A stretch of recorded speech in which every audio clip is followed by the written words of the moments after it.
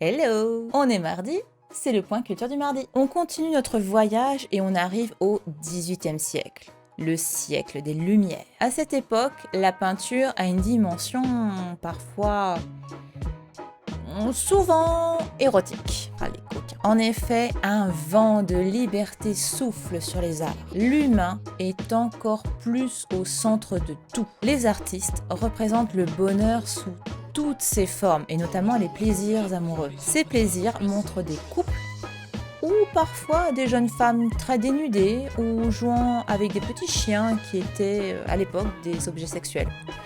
Oui, j'ai bien dit objet sexuel et non, je n'irai pas plus loin dans ces explications. À cette époque, le libertinage est plus que toléré, ce qui va être à l'origine de nombreuses œuvres artistiques et littéraires très explicites. Donc c'est l'époque de Don Juan, mais aussi des histoires de Casanova et du Marquis de Sade. Par contre, parfois, on se pose quand même la question du consentement. On est parfois mal à l'aise quand on regarde certains tableaux. On se pose quand même la question des fois.